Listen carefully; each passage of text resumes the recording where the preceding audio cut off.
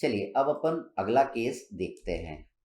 ये भी देखिए कंपोजिट बार का केस है। यहाँ पे दो फिक्स सपोर्ट है और यहाँ पे दो बार इस तरीके से हैं। यहाँ पे भी देखिए दोनों फिक्स सपोर्ट है, यहाँ पे 3 बार इस तरीके से लगे हुए हैं। जब हम इसको टेम्परेचर देंगे तो ये दोनों एक्सपांड करने की कोशिश करेंगे, लेकिन ये दोनों एक्सपांड नहीं हो पाएंगे क्योंकि ये दोनों एक दूसरे पर फोर्स लगाएंगे। जितना ये वाला ब्लॉक इस पर फोर्स लगाएगा उतना ये वाला ब्लॉक इस पर फोर्स लगाएगा। ये भी देखिए ये तीनों ब्लॉक एक दूसरे पर क्या करेंगे, ये फोर्सेस लगाएंगे। ठीक, तो देखिए हमको निकालना है कि इनमें स्ट्रेसेस कितना आएगा, इसमें फोर्सेस कितना आएगा, ये सब हमको कैलकुलेट करना है। तो हम जानते हैं जितना ये वाला ब्लॉक इस पे फोर्स लगाएगा टेम्परेचर देने पर दोनों एक्सपांड होंगे, तो ये दोनों एक दूसरे पर इक्वल और अपोजिट फोर्स लगाएंगे। न्यूटन का third law, for every action there is equal and opposite reaction. जितना ये इस पे फोर्स लगाएगा एक्सपांड होने के कारण, उतना ये वाला इस पे फोर्स लगाएगा। हम जानते हैं फोर्स क्या होता है, that is stress into area. तो sigma 1 into A1 is equal to sigma 2 into A2। ये आपकी एक इक्वेशन बन गई।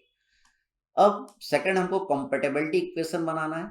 अब देखिए जब हम इनको टेम्परेचर देंगे तो इसमें टोटल कोई चेंज इन लेंथ होगा, तो इसमें टोटल जो change in length due to temperature होगा इन दोनों में, वो किसके बराबर होगा, टोटल चेंज इन लेंथ जो इंटरनल फोर्सेस इसके अंदर जनरेट होंगे उसके कारण जो चेंज इन लेंथ होगा वो उसके बराबर होगा। तो देखिए यहाँ पे ये जो मैंने लिखा है, it is the total change in this two due to temperature, और ये दोनों क्या है, it is the total change in this two due to the internal force that is generated within this two block. अब इन जब हम temperature देंगे तो इनके अंदर क्या होगा, कुछ इंटरनल फोर्सेस डेवलप होंगे दैट इज F1 और F2। इसके कारण इनके अंदर जो टोटल चेंज इन लेंथ होगा वो किसके बराबर होगा, वो टेम्परेचर के कारण जो इन दोनों में चेंज इन लेंथ होगा। तो ये अपनी क्या बन गई, सेकंड इक्वेशन बन गई। तो एक ये है, सेकंड ये है। इन दोनों को सॉल्व करके हम किसकी वैल्यू निकाल लेंगे, सिग्मा 1 और सिग्मा 2 की वैल्यू निकाल लेंगे। अब यहाँ पे ये 3 हैं, तो ये तीनों एक दूसरे पर तीसरे पर सब क्या करेंगे, फोर्स लगाएंगे। तो हम क्या लिखेंगे, F1 is equal to F2 is equal to F3। जब हम टेम्परेचर देंगे तो टेम्परेचर के कारण इन तीनों में चेंज इन लेंथ होगा। जब टेम्परेचर के कारण क्या होगा, इसके अंदर इंटरनल स्ट्रेसेस भी डेवलप होगा, इसके अंदर इंटरनल फोर्सेस भी डेवलप होगा। टेम्परेचर के कारण जो इसके अंदर इंटरनल फोर्सेस डेवलप होगा उसके कारण भी इन तीनों में चेंज इन लेंथ होगा। तो इंटरनल फोर्सेस के कारण इन तीनों में जो चेंज इन लेंथ हो रहा है वो किसके बराबर होगा, जो टेम्परेचर के कारण इन तीनों में जो चेंज इन लेंथ हो रहा है। ठीक, तो पहले F1 F2 F3 की जगह हमने ये लिख दिया। अब ये इक्वेशन हमने बना ली। ये जो है it is the total change in length in this three due to temperature, और ये तीनों किसके बराबर होगा, it is total change in length in this three due to the internal force जो इसके अंदर डेवलप होगा उसके कारण।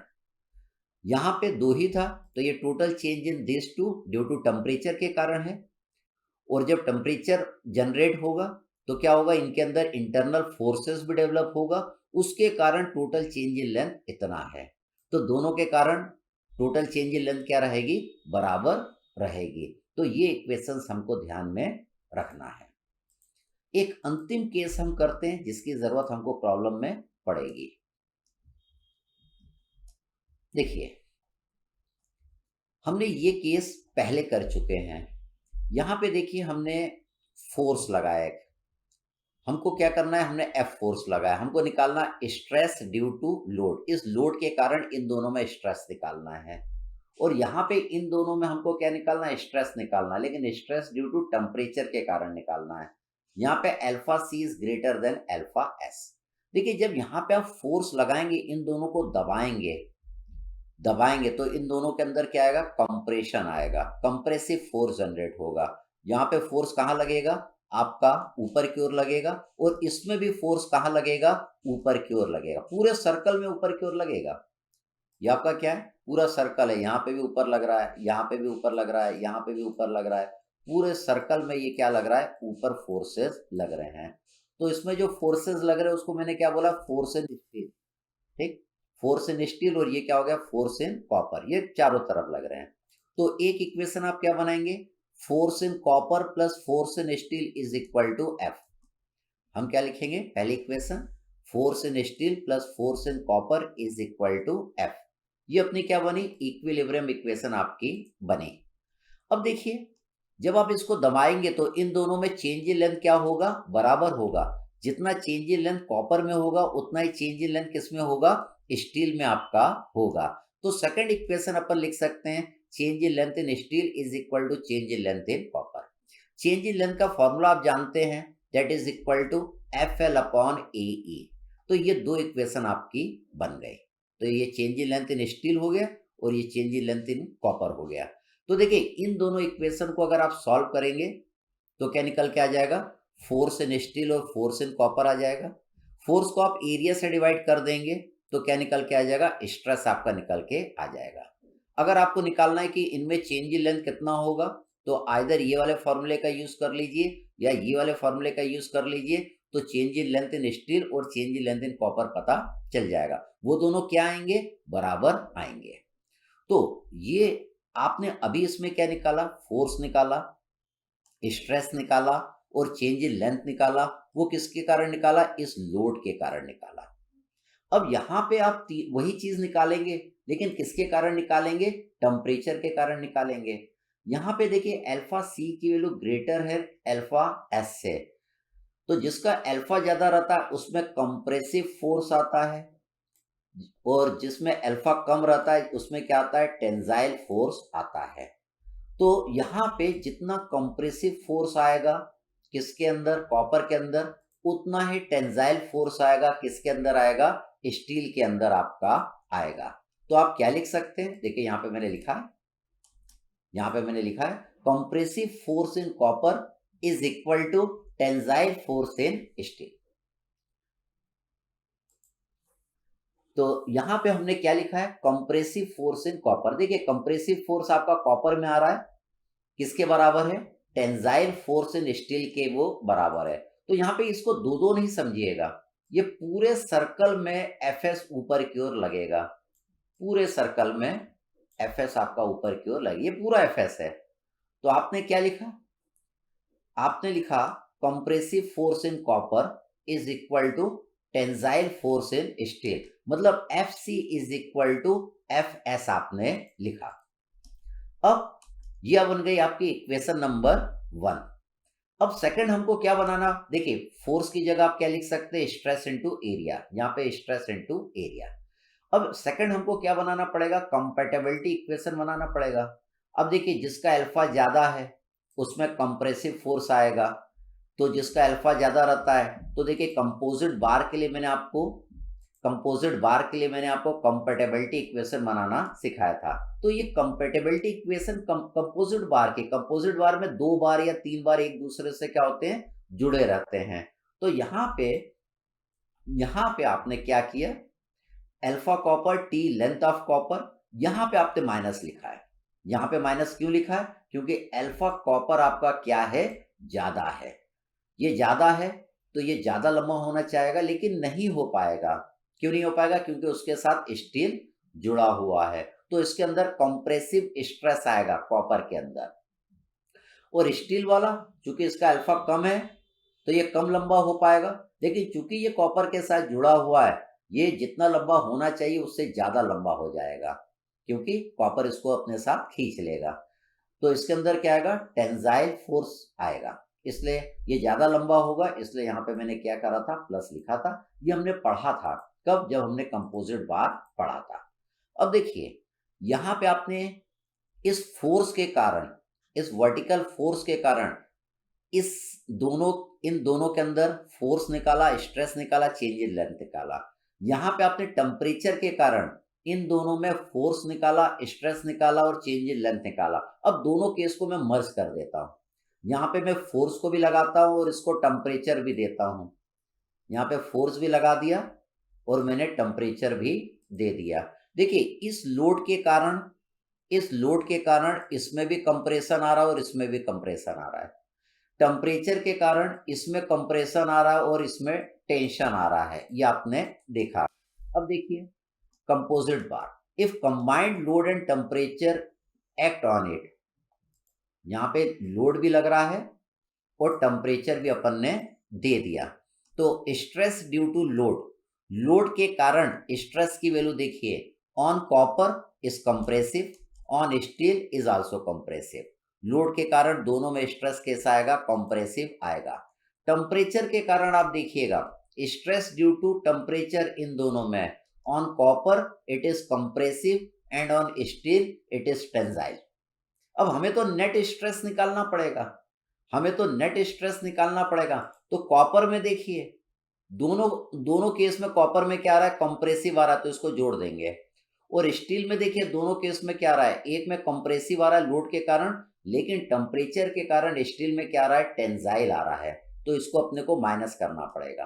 तो net stress in copper equal to stress due to load plus stress due to temperature. Net stress in steel is equal to stress due to load minus stress due to temperature. तो ये वाला case भी हमको अपने problem में discuss करना है, जिसमें कंबाइंड लगेगा, लोड भी आपका लगेगा और टेम्परेचर भी लगेगा, तो उसके कारण हम नेट स्ट्रेस निकालेंगे। अब हम आते हैं अपने प्रॉब्लम पे। अब हम देखते हैं प्रॉब्लम नंबर 12।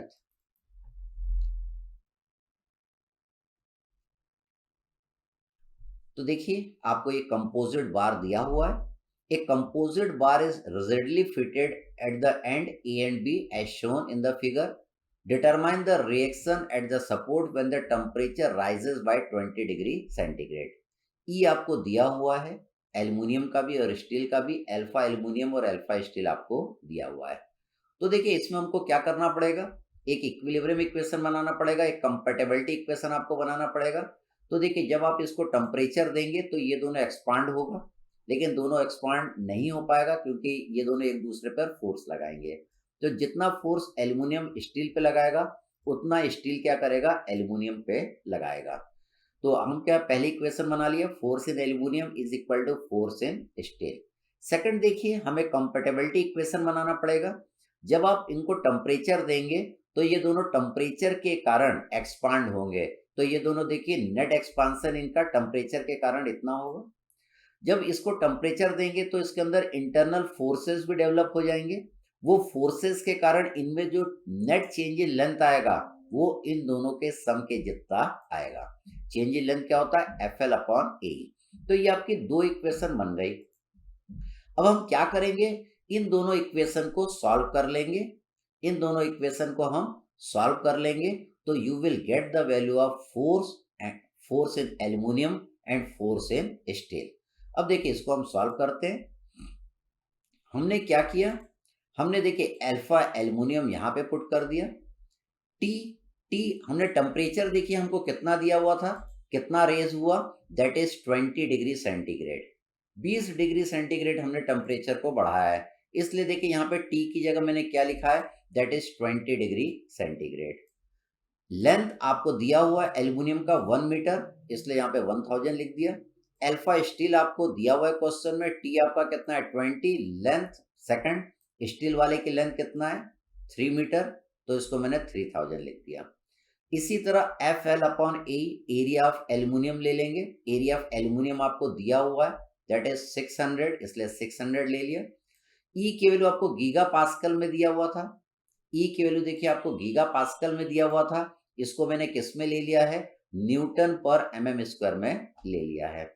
यहाँ पे भी देखिए, यहाँ पे FL/A, इसको भी मैंने यहाँ पे वैल्यू पुट कर दी, यहाँ पे ये वाली वैल्यू नजर नहीं आ रही है, 200 इंटू 10⁻³ यहाँ पे है, यहाँ ये 200 इंटू 10⁻³ भी आपका यहाँ पे है। अब यहाँ पे देखिए, force in aluminium is equal to force in steel है, तो फोर्स इन एल्युमिनियम की जगह मैंने फोर्स इन स्टील यहाँ पे लिख दिया। जब आप इसको सॉल्व कर लेंगे तो you will get the value of force in steel, और फोर्स इन स्टील आपका फोर्स इन एल्युमिनियम के जितना आएगा। तो आपको क्या करना है, खाली ये दो इक्वेशन बनाना है, you will get your answer. फिर देखते हैं प्रॉब्लम नंबर 13। तो देखिए, सेम उसी तरीके का प्रॉब्लम है, इसमें हमको क्या निकालना है, find the stresses develop in 2 section of the rod. दोनों में स्ट्रेसेस निकालना है, दोनों की लेंथ अलग अलग है, दोनों का एरिया भी अलग अलग है, दोनों का यंग मॉडुलस सेम है, अल्फा की वैल्यू सेम है। जब कितने डिग्री पे हम हीट कर रहे हैं, 15 केल्विन पे हम इसको हीट कर रहे हैं। तो देखिए, हम इसके लिए इक्विलिब्रियम इक्वेशन और कंपैटिबिलिटी इक्वेशन बनाना हम जानते हैं। तो पहली देखिए, हम इक्विलिब्रियम इक्वेशन इसमें बना रहे हैं। इक्विलिब्रियम इक्वेशन, तो ये दोनों एक दूसरे पर इक्वल फोर्स लगाएंगे। तो मैंने लिखा F1 is equal to F2। F1 की जगह लिखा है sigma 1 A1 equal to sigma 2 A2। A1 की वैल्यू देखिए आपको दिया है, दिस इज A1। A2 की वैल्यू आपको दिया है, यहाँ पे पुट कर देंगे तो सिग्मा 1 और सिग्मा 2 के बीच में आपका रिलेशन आ जाएगा। अब देखिए यहाँ पे इसके लिए कंपैटिबिलिटी इक्वेशन बनाना है। तो total change in this two due to temperature is equal to total change in this two due to the internal forces that will be develop due to temperature. इन दोनों इक्वेशन को हमने क्या करा, यहाँ पे इक्वेट कर दिया। इन दोनों इक्वेशन को हम सॉल्व कर लेंगे। यहाँ पे देखिए, अल्फा 1 अल्फा 2 सेम है, तो इसको मैंने क्या लिख दिया, अल्फा लिख दिया। टी दोनों के लिए सेम है, तो टी मैंने क्या करा, बाहर ले लिया, अल्फा टी मैंने बाहर ले लिया। अब यहाँ पे देखिए, इसको, इस वाली इक्वेशन को E1 E2 आपका सेम है, इसलिए यहाँ पे मैंने खाली E ले लिया है। सिग्मा 1 की जगह मैंने लिख दिया 1.5, सिग्मा 2 मैंने यहाँ पे लिख दिया है। अब इसमें मैंने सिग्मा 2 को भी बाहर ले लिया है। अब L1 L2 की वैल्यू मैं यहाँ पे पुट कर दूंगा। तो देखिए, L1 की वैल्यू यहाँ पुट कर दी, L2 पुट कर दिया, E की वैल्यू पुट कर दिया। E की वैल्यू देखिए आपको किस में दिया हुआ था, गीगा पास्कल में दिया हुआ था। इसको मैंने न्यूटन पर mm स्क्वायर में पुट कर दिया। जब आप इसको सॉल्व कर लेंगे तो सिग्मा 2 की वैल्यू आ जाएगी। हम जानते हैं sigma 1 is equal to 1.5 sigma 2, यहां से आपकी सिग्मा 1 की वैल्यू आ जाएगी। तो मेन क्या है, हमें ये दो इक्वेशन बनाना, एक इक्वेशन ये, दो ये। इन दो इक्वेशन को सॉल्व कर लेंगे तो आपका स्ट्रेस की वैल्यू आ जाएगी। फिर से हम आगे बढ़ते हैं, हम देखते हैं प्रॉब्लम नंबर 14। ये बहुत अच्छा प्रॉब्लम है, ये रिमिक्स प्रॉब्लम है। इसमें जो आप पहले पढ़ चुके हैं सेट नंबर 2, जो मैंने स्ट्रेस आपको पढ़ाया था उसके भी कंसेप्ट लग जाएंगे, और जो आपने थर्मल स्ट्रेसेस पढ़े हैं उसके भी कंसेप्ट लग जाएंगे। तो इसमें मैं इसको सॉल्व करना आपको बताता हूँ। तो देखिए, इसमें यहाँ पे एक फोर्स लग रहा है 200 किलो न्यूटन का। इस 200 किलो न्यूटन के कारण इसमें क्या होगा, टेंशन होगा, और इसमें क्या होगा, कंप्रेशन होगा। इसके कारण ये क्या होगा, लंबा होगा, और ये क्या होगा, छोटा होगा। इसके कारण ये जितना लंबा होगा उतना ही ये क्या होगा, छोटा होगा। इस फोर्स के कारण इसमें क्या आएगा, टेंशन आएगा, और इस फोर्स के कारण इसमें क्या आएगा, कंप्रेशन आएगा। तो पहले आप क्या करेंगे, इस फोर्स के कारण इसमें टेंसाइल फोर्स, टेंसाइल स्ट्रेस निकाल लेंगे, और इसमें कंप्रेसिव स्ट्रेस निकाल लेंगे। ये किसके कारण, फोर्स के कारण। टेम्परेचर के कारण दोनों में क्या आएगा, कंप्रेसिव स्ट्रेस आएगा। टेम्परेचर के कारण इन दोनों में क्या आएगा, कंप्रेसिव स्ट्रेस आएगा, क्योंकि टेम्परेचर देंगे तो ये दोनों एक्सपांड होंगे, लेकिन एक्सपांड नहीं हो पाएंगे क्योंकि यहाँ पे भी फिक्स है और एक दूसरे को टक्कर मारते रहेंगे। तो दोनों में क्या आ जाएगा, कंप्रेसिव स्ट्रेस। लेकिन इस फोर्स के कारण इसमें टेंसाइल स्ट्रेस आएगा और इसमें कंप्रेसिव स्ट्रेस आएगा। तो यहाँ पे तो इन दोनों का नेट निकालना पड़ेगा, नेट स्ट्रेस इसमें निकालने के लिए। यहाँ पे इन दोनों को प्लस करेंगे अपन, क्योंकि दोनों क्या है, कंप्रेसिव हैं, इसलिए हम इसको क्या कर देंगे, प्लस कर देंगे। ठीक, इसको अपन करते हैं, इसको अपन सॉल्व करते हैं। तो पुराना है बिल्कुल, देखिएगा। तो पहले देखिए, इसके कारण 20 न्यूटन वाले फोर्स के कारण आप ध्यान दीजिएगा। ये 20 नहीं, 200 किलो न्यूटन वाले फोर्स को आप ध्यान से देखिएगा। तो इस फोर्स के कारण देखिए इसमें टेंशन हो रहा है, ये खींच रहा है, ठीक है। तो इसमें टेंशन की डायरेक्शन दूर जाता हुआ बना देंगे, तो ये क्या हो जाएगा, R1। इस 200 किलो न्यूटन के कारण इसमें कंप्रेशन होगा, तो यहाँ पे R2 आप इस साइड बना देंगे। तो पहले देखिए, मैंने इक्विलिब्रियम इक्वेशन बनाया, R1 plus R2 is equal to 200, ये किलो न्यूटन में है, तो R1 R2 आपका किलो न्यूटन में आएगा। अब ये जितना लंबा होगा, चेंज इन लेंथ इन 1, उतना ही ये छोटा होगा, that is change in length in 2। तो सेकंड इक्वेशन बनाया, change in length in 1 equal to change in length in 2। ये कंपैटिबिलिटी इक्वेशन हो गई, ये इक्विलिब्रियम इक्वेशन आपकी हो गई। अब देखिए इन दोनों इक्वेशन को अपन सॉल्व कर लेंगे। चेंज इन लेंथ को आप जानते हैं, चेंज इन लेंथ क्या होता है, FL अपॉन ए। यहाँ पे F की जगह क्या आ गया, R1 आ गया, F2 की जगह क्या आ गया, R2 आ गया। अब यहाँ पे हमको R1 R2 निकालना है, तो देखिए यहाँ पे L1 आपको दिया हुआ है, L2 भी आपको दिया हुआ है, तो देखिए L1 L2 के वैल्यू यहाँ पे मैंने पुट कर दिया। ठीक, A1 आपको दिया हुआ है 1000 mm स्क्वायर, A2 आपको दिया हुआ है दैट इज 1500 mm स्क्वायर। तो देखिए यहाँ पे मैंने A1 और A2 की वैल्यू यहाँ पे पुट कर दिया। E1 E2 आपको दिया हुआ है, E1 E2 देखिए आपको किस यूनिट में दिया था, आपको E1 E2 की वैल्यू गीगा पास्कल में दिया था।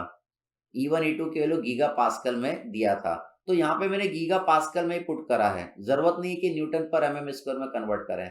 अगर इसको न्यूटन पर mm स्क्वायर में कन्वर्ट करते तो यहाँ पे आप 10 टू द पावर 3 का मल्टीप्लाई करते और यहाँ पे भी आप 10 टू द पावर 3 का मल्टीप्लाई करते, तो ये दोनों 10 टू द पावर 3 आपके कट जाते हैं, तो इसको जरूरत नहीं है। अब इन दोनों इक्वेशन को अपन सॉल्व कर लेंगे। कौन सी इक्वेशन को, ये पहली वाली और ये दूसरी वाली। R1 की वैल्यू यहाँ पे पुट कर देंगे तो R2 का मान आ जाएगा, तो R1 R2 की वैल्यू आपकी निकल के आ जाएगी जब आप इन दोनों इक्वेशन को सॉल्व कर लेंगे। R1 R2 आपका आ जाएगा, तो R1 R2 को इनके एरिया से डिवाइड कर देना, तो आपका सिग्मा 1 और सिग्मा 2 आ जाएगा, इन दोनों में आपका स्ट्रेस निकल के आ जाएगा। R1 R2 को आपको क्या करना है, R1 R2 को R1 कितना है 50 किलो न्यूटन, तो उसको पहले न्यूटन में ले लेंगे, 50 इंटू 10 टू द पावर 3 लिख देंगे, उसको क्या करेंगे 1000 से डिवाइड कर देंगे, तो आपका क्या आ जाएगा सिग्मा 1। और देखिए R2 आपका कितना है 150 किलो न्यूटन, तो 150 इंटू 10 टू द पावर 3 को 1500 से डिवाइड कर देंगे, तो आपका क्या निकल के आ जाएगा सिग्मा 2। तो दोनों में आपका क्या निकल के आ जाएगा, स्ट्रेस निकल के आ जाएगा। तो सिग्मा 1 आपका कैसा है, सिग्मा 1 मतलब एल्यूमिनियम में टेंशन आएगा, तो सिग्मा 1 आपका टेंजाइल रहेगा और सिग्मा 2 आपका कैसा रहेगा, कॉम्प्रेसिव रहेगा। तो अभी तो आपने स्ट्रेस किसके कारण निकाला, इस फोर्स के कारण निकाला। अब आप टेम्परेचर के कारण निकालेंगे। जब टेम्परेचर के कारण निकालेंगे, टेम्परेचर देंगे तो ये दोनों लंबा होना चाहेंगे लेकिन नहीं हो पाएंगे, मतलब दोनों में कंप्रेसिव स्ट्रेस आएगा। तो देखिए जितना फोर्स ये इस पे लगाएगा उतना ये वाला स्टील इस पे फोर्स लगाएगा, तो यहाँ पे मैंने लिखा F1 is equal to F2। हम जानते हैं F1 क्या होता है, सिग्मा 1 A1, F2 होता है सिग्मा 2 A2। तो A1 A2 की वैल्यू आपको देखिए यहाँ पे दिया हुआ है, ये A1 कितना है 1000, A2 कितना है 1500 mm स्क्वायर, तो इससे आपका सिग्मा 1 और सिग्मा 2 में क्या आ जाएगा, रिलेशन आ जाएगा। आप ये कंपैटिबिलिटी इक्वेशन जानते हैं, इनमें जो total change in length due to temperature आपका होगा वो किसके बराबर होगा, total change in length due to the internal force that will be develop within this two rod. ठीक, तो ये बन गई आपकी सेकंड इक्वेशन।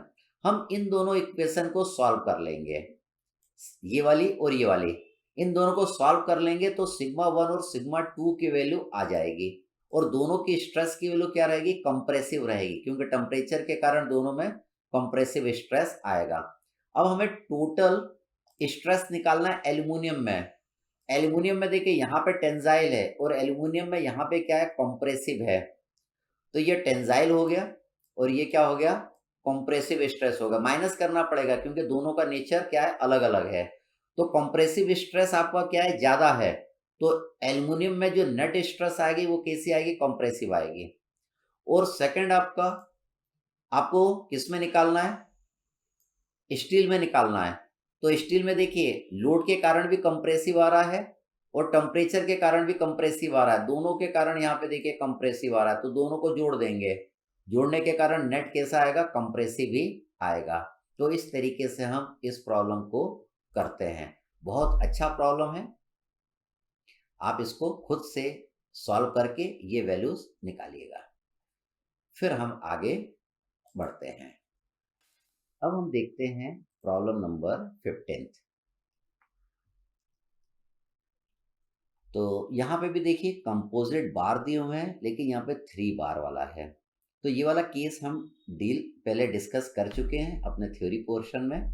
यहाँ पे हमको क्या करना है, determine the stresses in the 3 portion of the bar when the temperature of the composite system is raised bye 70 degree centigrade. जब टेम्परेचर 70 डिग्री सेंटीग्रेड होता है तो तीनों में स्ट्रेसेस कितना आएगा। स्ट्रेसेस देखिए दो केस में निकालना है। पहला, द सपोर्ट्स आर रिजिड, और सेकंड निकालना the supports yield by 0.6 mm। Supports में यील्डिंग कितना हो रहा है, 0.6 mm हो रहा है, तो स्ट्रेसेस कितना आएगा। तो हम डिस्कस करते हैं। तो देखिए हमने, तो सबसे पहले देखिए एक कैलकुलेशन में यहाँ पे कर देता हूँ। पहले इसकी वैल्यू में निकाल दूंगा। देखिए ये आपकी कंपैटिबिलिटी इक्वेशन है। इक्विलिब्रियम इक्वेशन तो आप बना लेंगे, that is F1, that is force in copper is equal to force in steel is equal to force in brass. ये आपकी क्या बन जाएगी, इक्विलिब्रियम इक्वेशन बन जाएगी। ये कंपैटिबिलिटी इक्वेशन है, that is total change in these three block due to temperature is equal to total change in length in these three blocks due to internal forces। तो ये आपकी कंपैटिबिलिटी इक्वेशन बन गई। इसमें देखिए पहले मैंने इसकी वैल्यू निकाल ली, यहाँ पे इन तीनों की वैल्यू निकाल ली है ताकि हमारा सॉल्यूशन थोड़ा सिंपल हो जाए। तो देखिए इसकी वैल्यू यहाँ पे मैंने निकाली है, इसकी वैल्यू। तो यहाँ पे मैंने क्या कर दिया है, अल्फा सी पुट कर दिया है, लेंथ ऑफ कॉपर पुट कर दिया है, टी ऑफ कॉपर मैंने यहाँ पे पुट कर दिया है। टेम्परेचर कितना बढ़ रहा है, 70 डिग्री सेंटीग्रेड। इसी तरह अल्फा स्टील हो गया, लेंथ ऑफ स्टील देखिए आपको दिया हुआ है, और लेंथ ऑफ कॉपर ये आपका यहाँ पे दिया हुआ है, और यहाँ पे टी ऑफ स्टील हो गया। यहाँ पे अल्फा ब्रास की वैल्यू आपको दिया हुआ, देखिए ये जो ब्रास है इसकी अल्फा की वैल्यू दिया हुआ है। यहाँ पे लेंथ ऑफ ब्रास आपको दिया हुआ है, दैट इज 200 mm, और यहाँ पे टी आपको दिया हुआ है। तो जब आप इसको सॉल्व कर लेंगे तो इसकी जो वैल्यू आएगी 1.106। इन तीनों की वैल्यू कितनी आएगी, 1.106। आप इसमें पुट कर लीजिएगा, इतनी वैल्यू आपको मिल जाएगी। अब हमें तो स्ट्रेस निकालना है तीनों में, दो केस में, एक में यील्डिंग नहीं हो रही है और एक में क्या हो रहा है, यील्डिंग हो रही है। तो पहले में यील्डिंग नहीं हो रही है। तो देखिए हम इक्वेशन बनाते हैं। तो देखिए पहले हमने क्या बनाया, इक्विलिब्रियम इक्वेशन बनाया, फोर्स इन कॉपर बराबर force in steel is equal to force in brass. ये अपना पहली इक्वेशन बनी। तो फोर्स की जगह हम क्या लिख सकते हैं, स्ट्रेस इनटू एरिया हम लिख सकते हैं। और सेकंड देखिए ये आपकी कौन सी इक्वेशन है, कंपैटिबिलिटी इक्वेशन है। इस इक्वेशन में इसकी वैल्यूज आप निकाल चुके हैं पहले, 1.106 आया है, तो आप इसको क्या लिख सकते हैं, this will be equal to 1.106। अब अगर यील्डिंग होगा, अगर आपका यील्डिंग होगा तो देखिए यील्डिंग होगा तो अपने को क्या करना पड़ेगा, 0.6 को इसमें से माइनस करना पड़ेगा, तो इतना स्ट्रेन प्रिवेंटेड आ जाएगा। जितना स्ट्रेन प्रिवेंटेड आता है उसी के कारण क्या होता है, बॉडी के अंदर स्ट्रेसेस डेवलप होता है। ठीक, तो देखिए यहाँ पे स्ट्रेन प्रिवेंटेड कितना था, पूरा का पूरा स्ट्रेन प्रिवेंटेड आपका था, तो इसके कारण यहाँ पे स्ट्रेस निकल के आएगा। यहाँ पे इतनी यील्डिंग हो गई तो अब स्ट्रेन प्रिवेंटेड कितना हो जाएगा, 0.506 हो जाएगा। अब 0.506 जो स्ट्रेन प्रिवेंटेड है उसी के कारण बॉडी के अंदर क्या आएगा, स्ट्रेस आएगा। तो जब यील्डिंग का केस आएगा, यील्डिंग के केस में हम इस वाली इक्वेशन को लेंगे, और जब यील्डिंग नहीं होगी तो हम इस वाले इक्वेशन को लेंगे। और दोनों केस में ये वाली जो इक्वेशन है ये तो क्या रहेगी, कॉमन रहेगी। हमको क्या करना है, इन दोनों इक्वेशन को सॉल्व कर लेना है और इन दोनों इक्वेशन को सॉल्व कर लेना है। तो आपका क्या निकल के आ जाएगा, इन दोनों को सॉल्व करेंगे तो इस वाले केसेस के लिए स्ट्रेसेस निकल के आ जाएगा, इन दोनों को सॉल्व करेंगे तो इस वाले केसेस के लिए स्ट्रेसेस निकल के आ जाएगा। तो देखिए हम सॉल्व करते हैं। तो पहले देखिए मैं दोनों साइड से सॉल्व कर रहा हूँ। तो ये आपकी यहाँ पे इक्वेशन बन गई कंपैटिबिलिटी इक्वेशन, यहाँ पे इस वाले यील्डिंग के केस के लिए बन गई आपकी। आपने ये इक्विलिब्रियम इक्वेशन जानते हो, उसको आपने ये लिख दिया। यहाँ पे भी इक्विलिब्रियम इक्वेशन ये आपने लिख दिया। यहाँ पे वैल्यू आपने पुट कर दिया, एरिया ऑफ कॉपर पुट कर दिया, एरिया ऑफ स्टील पुट कर दिया, एरिया ब्रास पुट कर दिया। तो इससे क्या π/4 तो आपका कट जाएगा, तो ये वाली इक्वेशन आपकी बन जाएगी। अब हमने क्या करा, स्ट्रेस इन कॉपर की वैल्यू स्ट्रेस इन ब्रास के टर्म में ले लिया, और स्ट्रेस इन स्टील की वैल्यू स्ट्रेस इन ब्रास के टर्म में हमने ले लिया। अब ये जो इक्वेशन है, इस इक्वेशन में हम वैल्यूज पुट कर देंगे। तो देखिए यहाँ पे स्ट्रेस इन कॉपर है। देखिए ये जो इक्वेशन आपको नजर आ रही है, जहाँ पे स्ट्रेस इन कॉपर है वहां पे मैंने स्ट्रेस इन ब्रास लिख दिया। जहाँ पे स्ट्रेस इन स्टील है उसको भी हमने स्ट्रेस इन ब्रास के टर्म में लिख दिया। यहाँ पे ये दोनों सेम इक्वेशन है, ये दोनों सेम इक्वेशन है। इस वाली इक्वेशन में मैंने क्या कर दिया, लेंथ की वैल्यू पुट कर दिया है, ई की वैल्यू पुट कर दिया, सारी वैल्यूज मैंने पुट कर दिया है। तो देखिए आपकी एक इक्वेशन बन जाएगी ये। इस इक्वेशन में एक ही अननोन है, sigma brass, stress in brass, तो यहाँ से स्ट्रेस इन ब्रास निकल के आ जाएगा। स्ट्रेस इन ब्रास को आप यहाँ पे पुट कर दीजिएगा तो स्ट्रेस इन स्टील निकल के आ जाएगा। स्ट्रेस इन ब्रास को यहाँ पे पुट कर दीजिएगा तो स्ट्रेस इन कॉपर आपका निकल के आ जाएगा। और जब यहाँ पे आप सॉल्व कर रहे हैं तो सेम वही काम करना है जो यहाँ पे करना है। यहाँ पे क्या हो गया, यहाँ पे यील्डिंग हो गई तो स्ट्रेन प्रिवेंटेड आपका इतना हो गया। तो ये सेम इक्वेशन यहाँ जैसी बन गई। यहाँ पे भी देखिए आपने क्या काम किया है, सिग्मा सी की वैल्यू सिग्मा ब्रास के टर्म में ले लिया है, सिग्मा एस की वैल्यू सिग्मा ब्रास के टर्म में ले लिया है।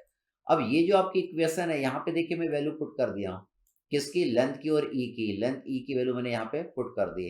अब सिग्मा सी की वैल्यू मैंने यहाँ पे भी सिग्मा ब्रास के टर्म में पुट कर दी, सिग्मा एस की वैल्यू सिग्मा ब्रास के टर्म में पुट कर दी, और यहाँ पे सिग्मा ब्रास है तो सिग्मा ब्रास ही रहेगा। तो इसको जब आप सॉल्व कर लेंगे तो सिग्मा ब्रास की वैल्यू निकल के आ जाएगी। फिर वही काम करेंगे, यहाँ पे सिग्मा ब्रास पुट कर देंगे, सिग्मा स्टील आ जाएगा, सिग्मा ब्रास पुट कर देंगे, सिग्मा कॉपर आपका आ जाएगा। तो हमको खाली ये ध्यान देना, यहाँ पे यील्डिंग नहीं हो रही थी, यहाँ पे यील्डिंग हो रही है, तो हमने क्या करा, स्ट्रेन प्रिवेंटेड इस तरीके से निकाला है। फिर हम आगे बढ़ते हैं। अब हम देखते हैं प्रॉब्लम नंबर 16। तो देखिए इसमें क्या बोल रहा है, a steel rail is 12.6 metre long and is laid at a temperature of 24 degree centigrade. The maximum temperature expected is 44 degree centigrade. हमें क्या निकालना है, find the minimum gap between the two rails to be left so that temperature stresses do not develop. अब देखिए कि steel की rail आपको दिया हुआ है, इसकी लेंथ आपको दिया हुआ है, दैट इज 12.6 मीटर आपको दिया हुआ है। ये कितने टेम्परेचर पे, 24 डिग्री सेंटीग्रेड पे है। अभी 24 डिग्री सेंटीग्रेड पे कोई भी स्ट्रेस इस पर डेवलप नहीं है। अब आपने टेम्परेचर को बढ़ा के कितना कर दिया, 44 डिग्री सेंटीग्रेड आपने कर दिया। तो हमें क्या करना है इसमें, find the minimum gap between the two rail. यहाँ पे देखिए, यहाँ पे दूसरी रेल है, यहाँ पे दूसरी रेल है, तो इन दोनों के बीच में मिनिमम गैप कितना रहेगा between the two rail so that temperature stresses do not develop. यहाँ पे टेम्परेचर स्ट्रेसेस डेवलप नहीं होगा। टेम्परेचर स्ट्रेसेस डेवलप नहीं होगा तो इन दोनों के बीच में जो गैप है इसके फ्री एक्सपांसन के जितना हमको छोड़ना पड़ेगा। हमको फ्री एक्सपांसन कितना आएगा इसका, that is alpha T L के जितना हमको गैप छोड़ना पड़ेगा। तो यहाँ पे टेम्परेचर स्ट्रेसेस आपका बिल्कुल नहीं आएगा। जब आप टेम्परेचर कितना बढ़ा देंगे, 20 डिग्री सेंटीग्रेड बढ़ा देंगे, तो बढ़ाने के कारण ये रेल क्या होगा, लंबा होगा। ये टेम्परेचर स्ट्रेसेस कब जनरेट होगा, जब ये यहाँ पे आके टिक जाएगा। अगर हम उतना लंबा कर दें जितना ये लंबा हो रहा है, जितना इसके बीच में गैप है उतना लंबा होने दे इसको, तो कोई भी टेम्परेचर स्ट्रेस इसमें जनरेट नहीं होगा।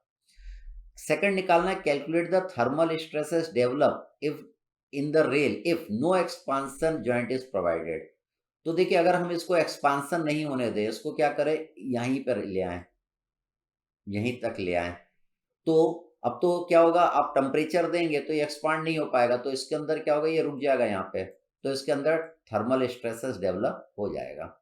तो कितना होगा, that is alpha T E होगा, that is alpha T E होगा। तो अल्फा टी से हम क्या निकाल लेंगे, थर्मल स्ट्रेसेस निकाल लेंगे। तीसरे केस में क्या बोल रहा है, calculate the thermal stresses if A 2 mm gap is provided for the expansion.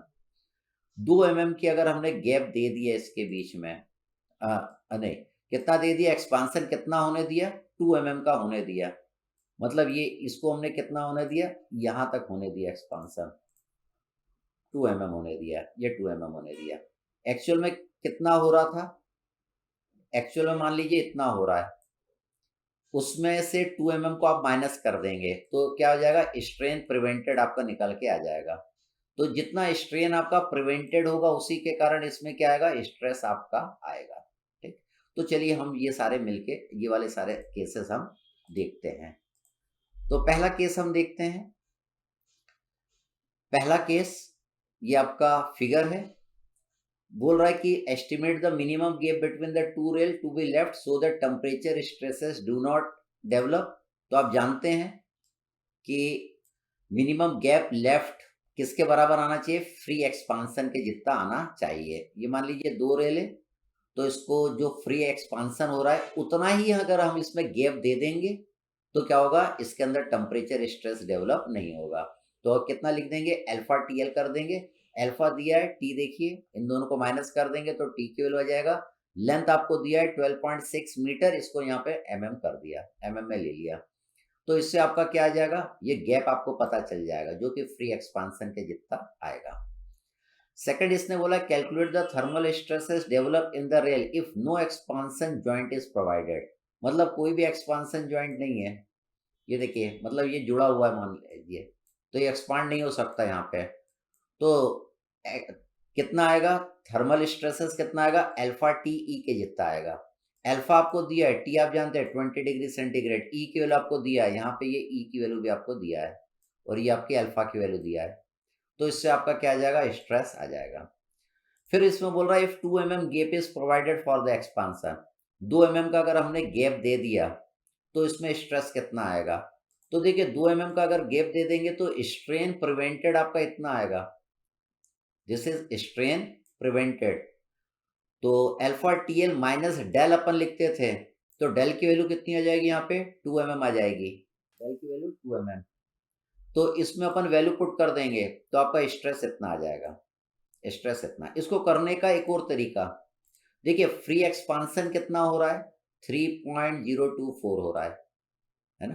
Free expansion कितना होगा, ये लंबा कितना हो जाएगा, 3.024 आपका ये क्या हो जाएगा, लंबा हो जाएगा। अगर इतना लंबा होने दिया तब तो कोई भी स्ट्रेसेस डेवलप नहीं होगा। अगर इतना लंबा होने से हमने रोक लिया तो जितना लंबा होने से हम इसको रोक लेंगे उतना इसके अंदर स्ट्रेस डेवलप होगा। ठीक, अब यहाँ पे हमने कितना लंबा होने दिया, 2 mm लंबा होने दिया। कितना लंबा होता, 3.024 लंबा होता।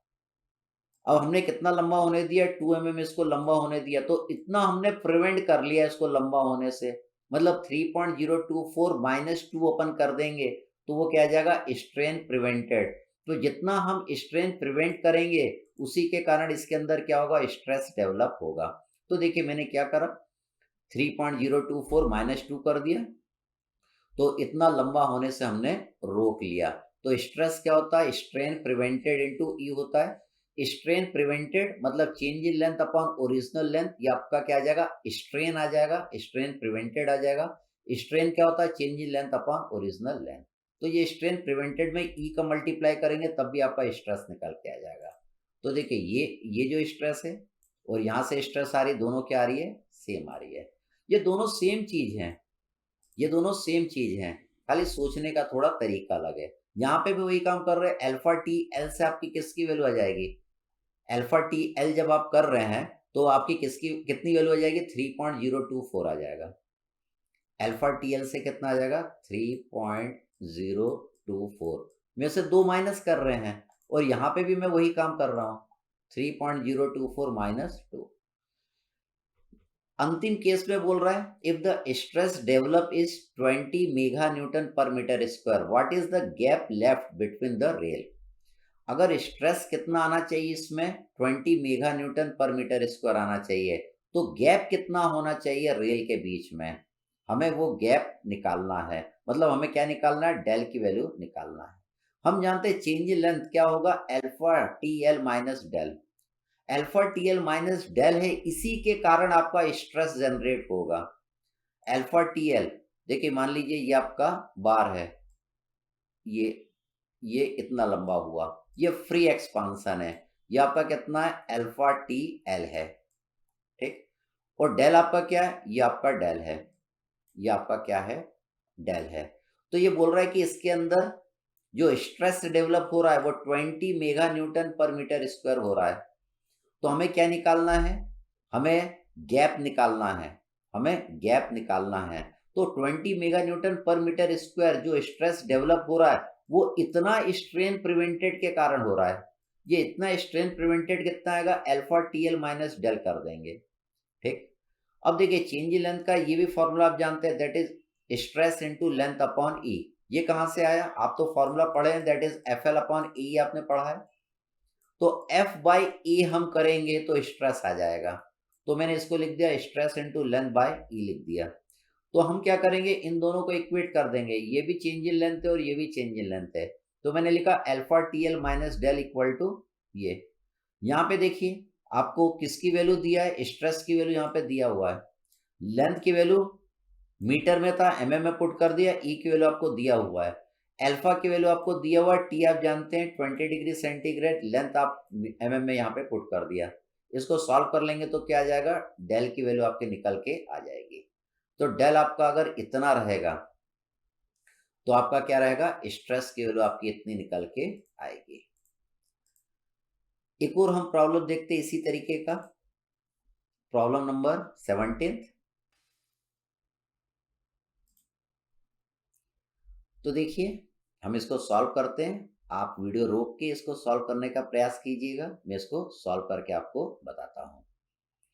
तो क्या बोल रहा है, rails are laid such that there is no stress in them at 24 degree centigrade. आपकी रेल है, मान लीजिए ट्रेन की आपकी पटरी है, 24 डिग्री सेंटीग्रेड पे उसमें कोई भी टेम्परेचर नहीं है। वो कितनी लंबी है, 32 मीटर लॉन्ग है। हमें क्या निकालना, the stress in the rail निकालना है at 80 degree centigrade when there is no allowance for expansion. हम उसको रेल जो 32 मीटर लंबी है उसको एक्सपांड नहीं होने दे रहे, यहीं पे रोक दिया हमने। तो इसके अंदर स्ट्रेस कितना आएगा, पहले टेम्परेचर था 24, अब टेम्परेचर कितना हो गया, 80 आपका हो गया है।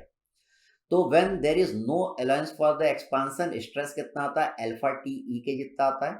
तो देखिए अल्फा की वैल्यू यहाँ पे दिया है, टेम्परेचर निकाल लेंगे 24, 80 में से 24 को माइनस कर देंगे तो टेम्परेचर आपका आ जाएगा 56 डिग्री सेंटीग्रेड।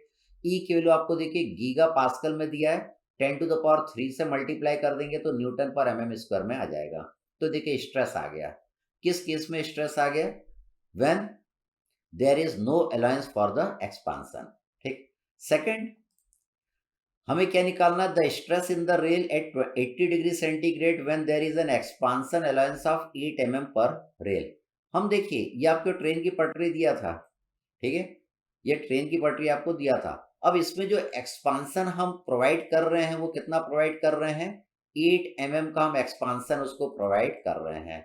अब इसमें क्या आएगा, स्ट्रेस कितना आएगा, ठीक है। तो मान लीजिए आपका फ्री एक्सपांशन कितना होता है, अल्फा टी एल के जितना फ्री एक्सपांशन होता, ठीक है। तो फ्री एक्सपांशन इतना होता, हम खाली इतना एक्सपांशन प्रोवाइड कर रहे हैं 8 mm, तो स्ट्रेन प्रिवेंटेड इसके कारण आएगा, है ना, जितना ये रोक लिया हमने, इतना रोक लिया इसको लंबे होने से, तो कितना रोक लिया, अल्फा टी एल माइनस 8 रोक लिया। तो यहाँ पे जो स्ट्रेन प्रिवेंटेड आएगा उसके कारण क्या होगा, इस रॉड में स्ट्रेस आएगा।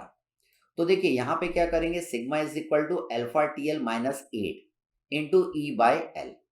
तो इतना जितना हम रोकेंगे उतना ही उसी के कारण इसके अंदर क्या आएगा, स्ट्रेस आएगा। तो यहाँ पे देखिए हम यहाँ पे सारी वैल्यू इसमें पुट कर देंगे तो you will get the value of stress. ये स्ट्रेस कब आए, जब अलाउंस कितना दे रहे, 8 mm उसको लंबा होने दे रहे हैं। अगर बिल्कुल लंबा नहीं होने देंगे तो देखिए स्ट्रेस आपका इतना आ जाएगा, स्ट्रेस आपका बहुत ज्यादा आ जाएगा। तीसरा बोल रहा है if stress is to be zero, stress अगर आपका जीरो आना चाहिए तो एक्सपांशन अलाउंस हमको कितना देना पड़ेगा। अगर स्ट्रेस आपका जीरो कब आएगा, जब हम इसको इसका फ्री एक्सपांशन होने दें, हम इसको टेम्परेचर दें, यहाँ पे कोई भी रुकावट प्रोड्यूस नहीं करें और इसको हम फ्री एक्सपांशन होने दें, तो क्या होगा, इसमें स्ट्रेस कितना आएगा, जीरो आएगा। तो इसका फ्री एक्सपांशन कितना है, दैट इज अल्फा टीएल से इसका फ्री एक्सपांशन निकाल देंगे।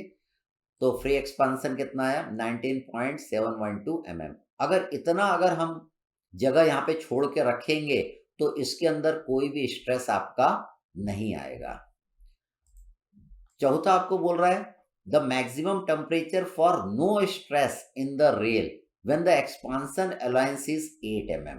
हमको मैक्सिमम टेम्परेचर निकालना है फॉर नो स्ट्रेस, जिसके लिए कोई भी स्ट्रेस नहीं आएगा इन the rail. When the expansion allowance भी आपको दिया है दैट इज 8 mm। स्ट्रेस आपका जीरो आना चाहिए, तो टेम्परेचर कितना रहेगा और डेल की वैल्यू आपको दिया है। तो देखिए हम जानते हैं stress is equal to alpha T L minus del E upon L.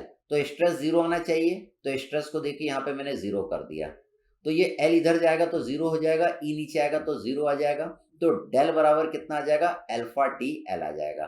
तो देखिए यहाँ पे डेल बराबर अल्फा टी एल कर दिया। हमें तो टी निकालना है, तो डेल की जगह 8 लिख दिया equal to alpha T L, T की जगह क्या आ जाएगा 8 डिवाइडेड बाय अल्फा एल। तो देखिए अल्फा आपको दिया हुआ है, लेंथ आपको दिया हुआ था, लेंथ देखिए यहाँ पे हमको कितना दिया हुआ है, length is 32 metre, length is given in the problem 32 metre. तो यहाँ पे देखिए इसको मैंने mm में पुट कर दिया, तो इससे टेम्परेचर आ जाएगा 22.73 डिग्री सेंटीग्रेड। इस टेम्परेचर पे स्ट्रेस की वैल्यू कितनी आएगी, जीरो। जब डेल की वैल्यू कितनी रहेगी आपकी, जब डेल कितना रहेगा दैट इज 8 mm। फिर हम आगे बढ़ते हैं, प्रॉब्लम नंबर 18 देखते हैं।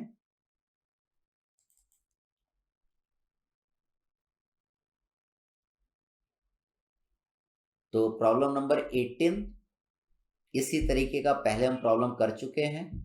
इसमें देखिए आपको ये दो बार दिया है जिनकी लेंथ आपको दिया है, दोनों को डायमीटर दिया है, एक स्टील का है एक एल्युमिनियम का है।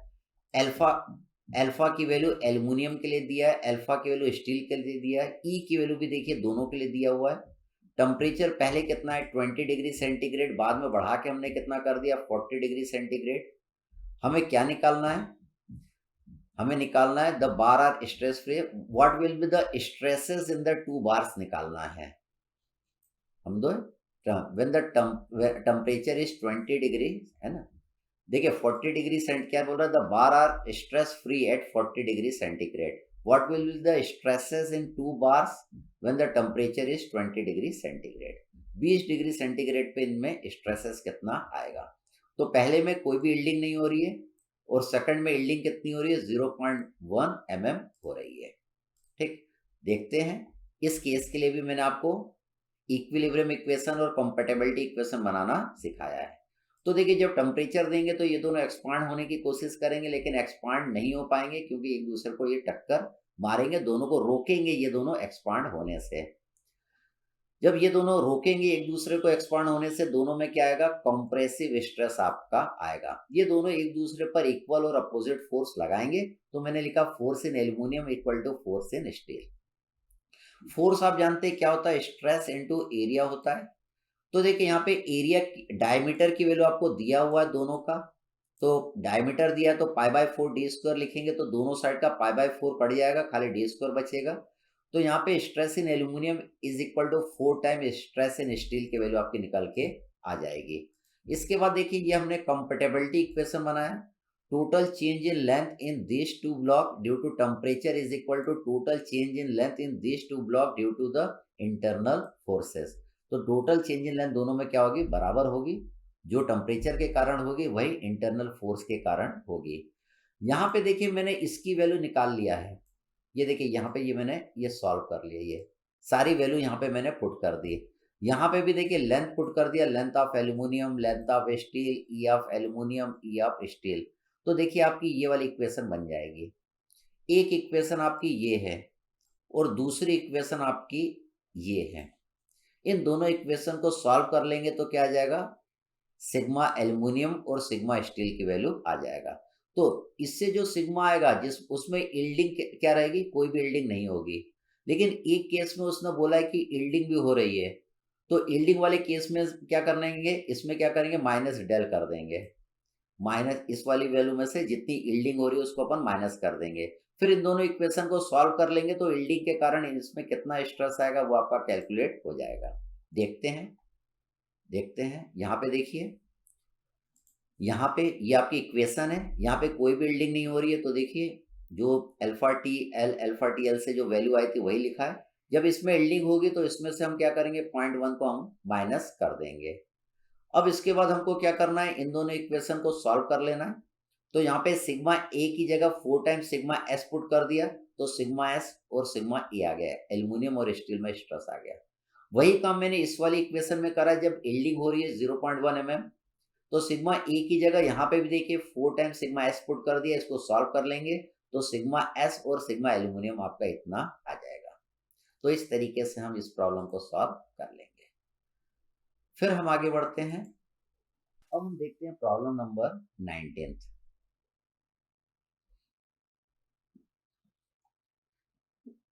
देखिएगा, a rigid slab weighing 600 kilonewton is placed upon 2 bronze rod। ये 2 ब्रोंज की है और ये क्या स्टील की है, and 1 steel rod of 600 mm square area at a temperature of 15 degree centigrade as shown. Find the temperature at which stresses in steel rod will be 0। हमको वो टेम्परेचर निकालना है जिसपे स्टील रॉड पे जो स्ट्रेस आएगा वो कितना आएगा, 0।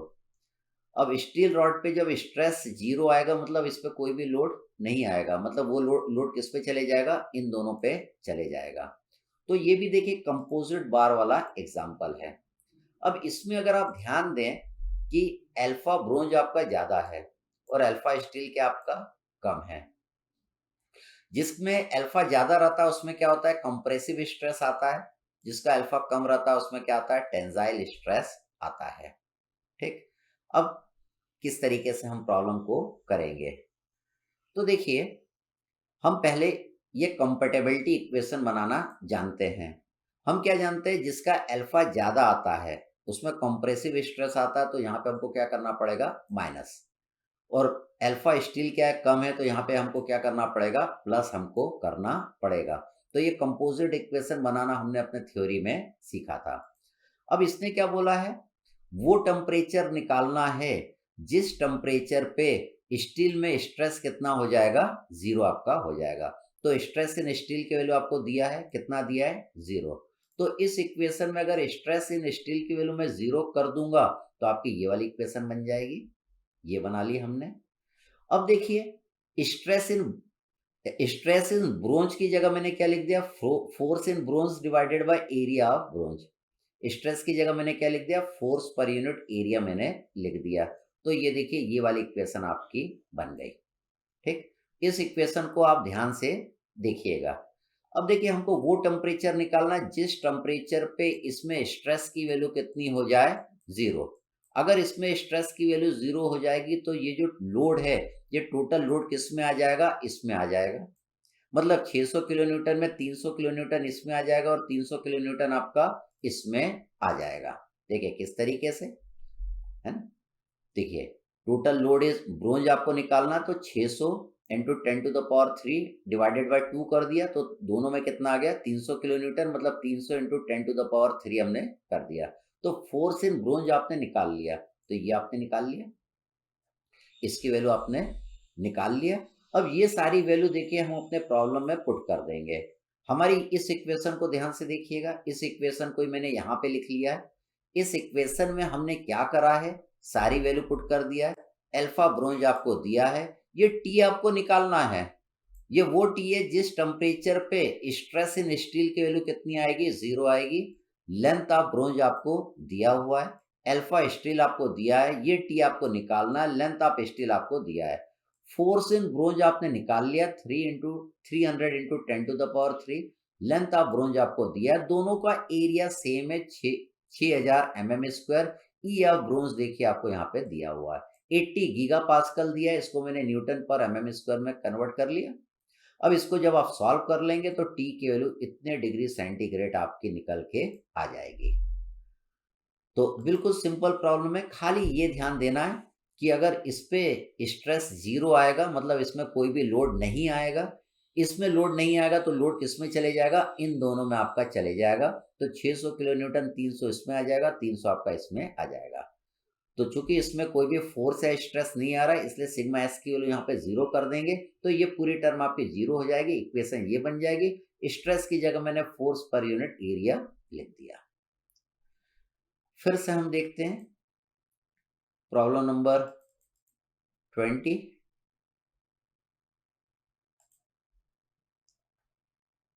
देखिए ये प्रॉब्लम है। A steel rigid bar A B weighing 200 kilonewton is hung by a 3 vertical rod each of 1 meter length and 500 mm² in cross section as shown. The central rod is of steel and the outer rods are copper. If the temperature rise is 40 degrees centigrade, estimate the load carried by each rod and how much load will descend. आगे ये बोल रहा है what should be the temperature rise if the entire load of 200 kilo newton is to be carried by steel rod alone. इसके दो part हैं, तो पहले अपन पहला पार्ट देखते हैं। ये इस तरीके का अरेंजमेंट यहाँ पे बना हुआ है। तो देखिए पहले हम फोर्स निकालेंगे दोनों में, किसके कारण? इस लोड के कारण हम निकालेंगे। तो देखिए लोड आपका नीचे लग रहा है, लोड आपका नीचे की ओर लग रहा है। तो लोड जब आपका नीचे के लगेगा तो इन दोनों में क्या होगा? टेंशन होगा। इसमें फोर्स ऊपर की ओर लगेगा, इसमें भी फोर्स आपका ऊपर की ओर लगेगा, इसमें भी फोर्स आपका ऊपर की ओर लगेगा। तो when only 200 kilo Newton load is applied, तो आपकी इक्वेशन क्या बनी? ऊपर लगने वाले फोर्सेस बराबर नीचे लगने वाले forces, that is force in copper plus force in steel plus force in copper equal to 200 into 10 to the power 3। इसको अपन क्या लिख सकते हैं? 2 times force in copper is equal to 200 into 10 to the power 3। ये बन गई आपकी इक्विलिब्रियम इक्वेशन। सेकंड हम कंपैटिबिलिटी इक्वेशन बनाएंगे। जब इस तरीके से वेट लटका रहेगा तो इन तीनों में चेंज इन लेंथ क्या होगा? बराबर होगा। तो हमने इक्वेशन बनाया change in length in copper is equal to change in length in steel. हम जानते हैं चेंज इन लेंथ क्या होता है, that is F L upon A होता है। यहाँ पे एफ को मैंने पी से रिप्रेजेंट करा है। P in copper into length of copper divided by area of copper into E of copper। जब आप यहाँ पे सारी वैल्यूज पुट कर देंगे तो फोर्स इन स्टील और फोर्स इन कॉपर में एक रिलेशन निकल के आ जाएगा। हम इन दोनों को सॉल्व कर लेंगे, इन दोनों को सॉल्व कर लेंगे तो फोर्स इन स्टील आ जाएगा और फोर्स इन कॉपर आ जाएगा। देखिए दोनों में टेंसाइल फोर्स आएगा इस लोड के कारण। अब हमें क्या निकालना है? एक्सटेंशन निकालना है। टोटल लंबा कितना होगा, चेंज इन लेंथ कितना होगा? तो देखिए आइदर एक्सटेंशन इस वाले से निकालिए चेंज इन लेंथ, या इससे निकालिए, क्योंकि दोनों सबका एक्सटेंशन क्या होगा? बराबर होगा। अगर आपको एक्सटेंशन निकालना है तो आपने इससे निकाल लिया, तो total extension due to this load, load के कारण एक्सटेंशन कितना आएगा? 1 मीटर आएगा। लोड के कारण इनमें क्या आएगा? स्टील और कॉपर में क्या आएगा? टेंशन आएगा। अब हम टेम्परेचर के कारण देखें। देखिए टेम्परेचर के कारण अगर आप देखेंगे तो अल्फा किसका ज्यादा है? कॉपर का ज्यादा है। जिसका अल्फा ज्यादा रहता है उसमें कंप्रेसिव फोर्स आता है, जिसका अल्फा कम रहता है उसमें टेंसाइल फोर्स आता है। तो कॉपर में क्या आएगा? कंप्रेसिव फोर्स आएगा। कॉपर में क्या आएगा? कंप्रेसिव फोर्स आएगा। और स्टील में क्या आएगा? टेंसाइल फोर्स आएगा। तो देखिए पहले हमने ये इक्वेशन बनाई। यहाँ पे अपन क्या लिखेंगे? फोर्स इन स्टील, और यहाँ क्या लिखेंगे? Force in copper. यहाँ पे भी क्या लिखेंगे? Force in copper. Force in steel ऊपर लग रहा है और फोर्स इन कॉपर नीचे लग रहा है। ये दो दो नीचे लग रहे हैं, इसलिए मैंने लिखा force in steel is equal to 2 times force in copper. ये कंपोजिट बार है। कंपोजिट बार के लिए ये कंपैटिबिलिटी इक्वेशन आप जानते हैं, जिसका अल्फा ज्यादा है उसके साइड आप माइनस लिखेंगे और दूसरे साइड आप क्या लिखेंगे? प्लस आप लिखेंगे। अब देखिए आपकी एक ऊपर वाली इक्वेशन बन गई। ठीक, यहाँ पे देखिए ये यहाँ पे स्ट्रेस आया है, स्ट्रेस की जगह मैंने क्या लिख दिया है? फोर्स पर यूनिट एरिया लिख दिया है। सिग्मा एस की जगह P S upon A S लिख दिया है। सिग्मा सी की जगह लिखिए फोर्स अपॉन एरिया लिख दिया है, पी सी अपॉन ए सी लिख दिया है। अब हम क्या करेंगे? इन दोनों इक्वेशन को सॉल्व कर लेंगे। इन दोनों इक्वेशन को सॉल्व करके क्या आ जाएगा? फोर्स की वैल्यू आ जाएगा।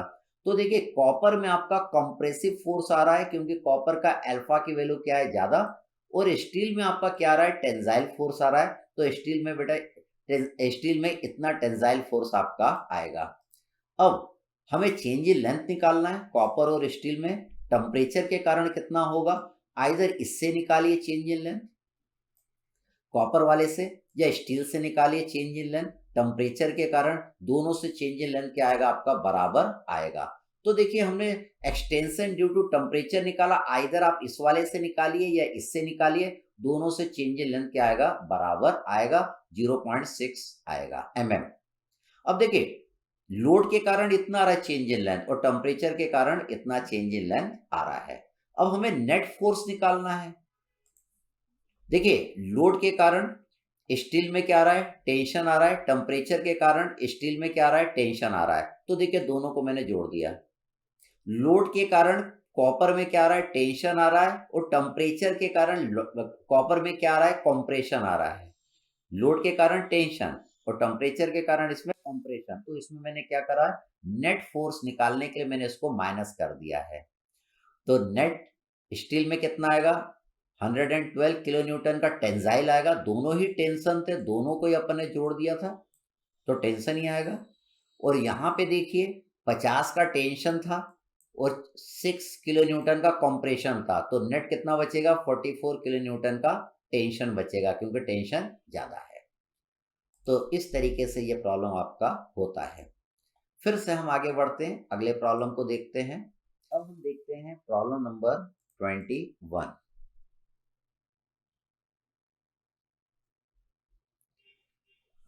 बहुत अच्छा प्रॉब्लम है और ये कंसेप्चुअल प्रॉब्लम है।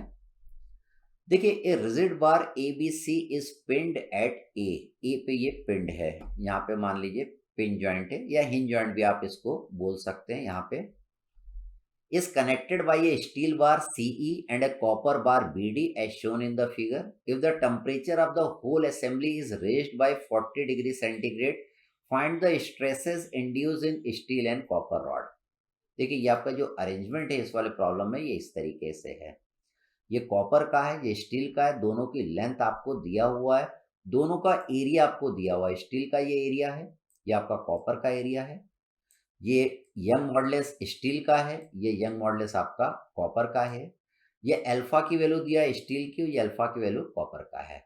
तो अल्फा कॉपर का ज़्यादा है, मतलब ये ज़्यादा लंबा होना चाहेगा। मतलब इसमें क्या आएगा, कंप्रेसिव फोर्स आएगा या कंप्रेसिव स्ट्रेस इसमें आएगा। इसका अल्फा कम है, ये कम लंबा होना चाहेगा, तो इसमें क्या आएगा, टेंजाइल फोर्स आएगा या टेंजाइल स्ट्रेस की वैल्यू आपकी निकल के आएगी। तो देखिए हम सॉल्व करते हैं इसको। अब देखिए, आपने देखा इसका अल्फा ज्यादा है तो इसमें कंप्रेसिव फोर्स आएगा, इसका अल्फा कम है तो इसमें टेंजाइल फोर्स आएगा। तो पहले हम इक्विलिब्रियम इक्वेशन बनाते हैं। ये आपका क्या है, पिन जॉइंट है। तो देखिए, इसका मोमेंट यहाँ पे लेंगे तो इसका मोमेंट आपको नजर आ रहा है, दैट इज क्लॉकवाइज, और इसका मोमेंट यहाँ पे ए पॉइंट पे आपको नजर आ रहा है, दैट इज एंटी क्लॉकवाइज, और दिस मोमेंट इज क्लॉकवाइज। ये इक्विलिब्रियम में है तो clockwise moment equal to anticlockwise moment आएगा। तो पीसी का जब मोमेंट लेंगे तो पीसी इंटू 1 लिखेंगे। जब पीएस का मोमेंट लेंगे तो आप ये पूरी दूरी लिखेंगे, दैट इज पीएस इंटू 2 लिखेंगे। तो देखिए यहाँ पे मैंने लिख दिया clockwise moment is equal to anticlockwise moment. ये आपकी बन गई इक्विलिब्रियम इक्वेशन। अब सेकंड, हमें कंपैटिबिलिटी इक्वेशन बनाना पड़ेगा। जब आप इसको टेम्परेचर देंगे इन दोनों को तो ये लंबे होंगे, कुछ इस तरीके से ये लंबा हो जाएगा। इसमें भी कुछ चेंज इन लेंथ हो जाएगा, इसमें भी कुछ चेंज इन लेंथ हो जाएगा।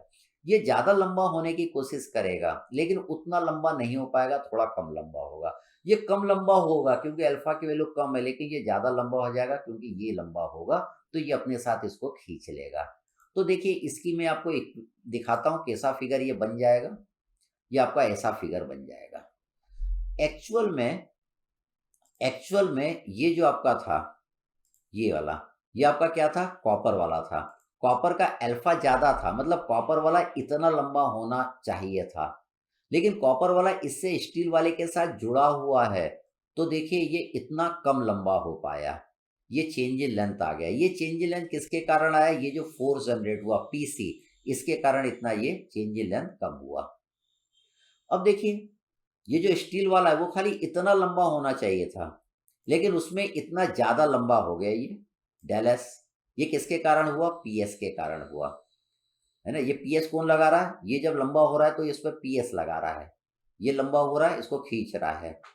और ये पीसी कौन लगा रहा है, ये लंबा होना चाह रहा है लेकिन ये इसको रोक रहा है, ये पीसी नीचे की ओर लगेगा। तो ये दोनों फोर्स की वैल्यू क्या रहेगी, यहाँ पे जितना टेंजाइल है ना, यहाँ पे तो इन दोनों में आपने रिलेशन निकाला यहाँ पे, क्योंकि ये हिंज सपोर्ट है, यहाँ पे दोनों बराबर नहीं है। यहाँ पे क्या है, PC is equal to 2PS है, क्योंकि यहाँ पे हिंज सपोर्ट है। अगर ये हिंज सपोर्ट नहीं रहता तब पीसी इज इक्वल टू क्या होता, पीएस के बराबर आ जाता। अब यहाँ पे हमको कंपेटेबिलिटी इक्वेशन भी बनाना पड़ेगा। कंपेटेबिलिटी इक्वेशन बनाने के लिए आपको यहाँ पे दो ट्रेंगल देखना है, एक ये पीला वाला ट्रेंगल देखना है और एक ये बड़ा वाला ट्रेंगल देखना है। इस बड़े वाले ट्रेंगल में ये दोनों ट्रेंगल आप पे कैसे हैं, सिमिलर हैं।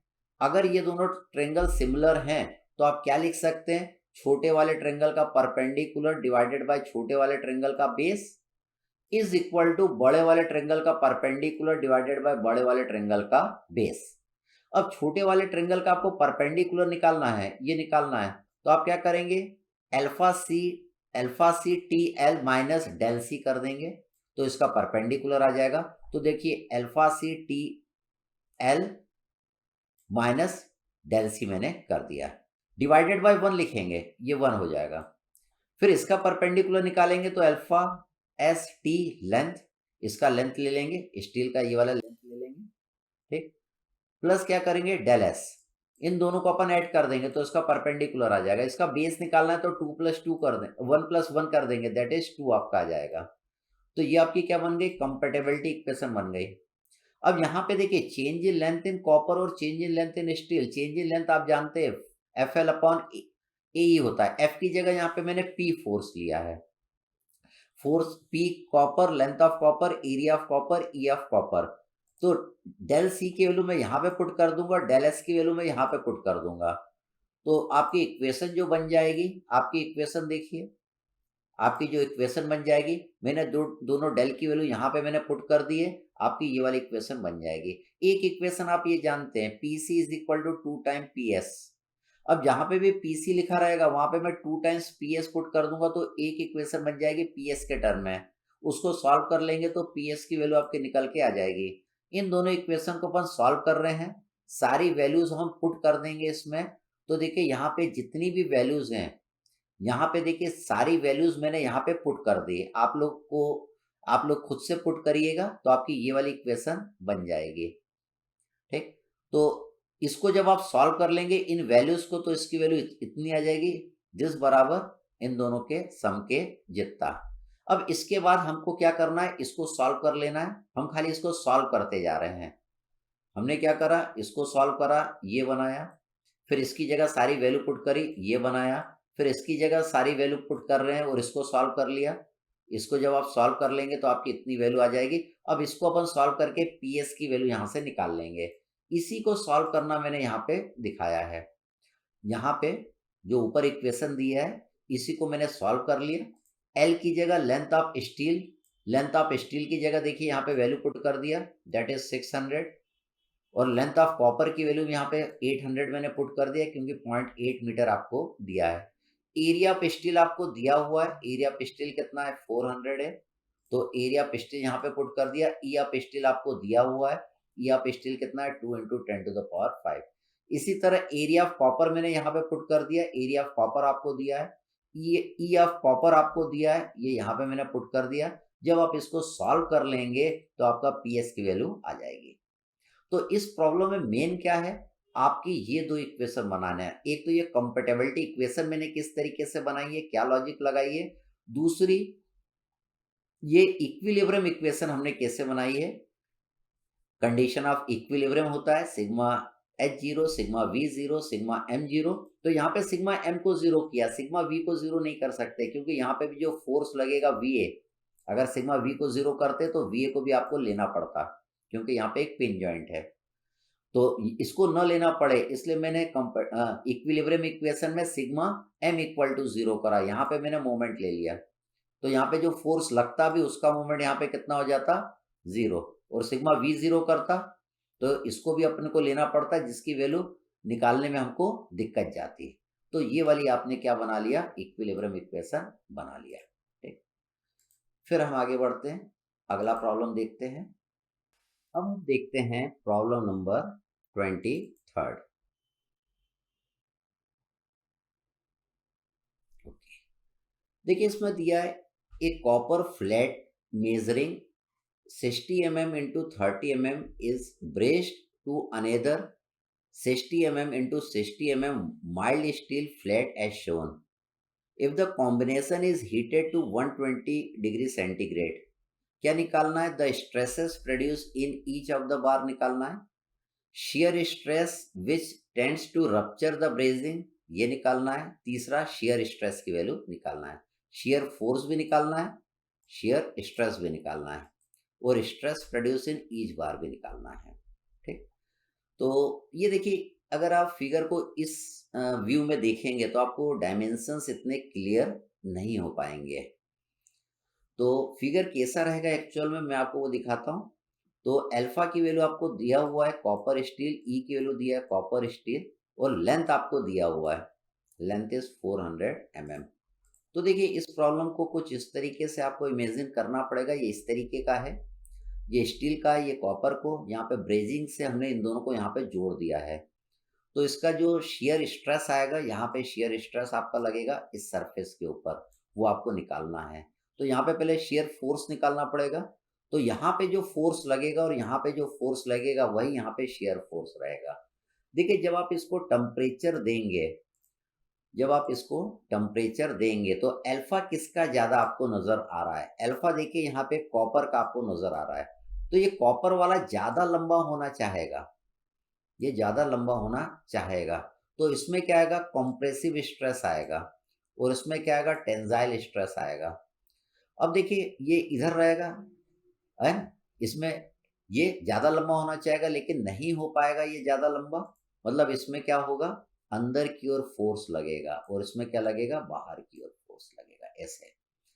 तो इसमें ये जो फोर्स लग रहा है वही यहाँ पे लगेगा, और ये जो फोर्स लग रहा है वही यहाँ पे लगेगा।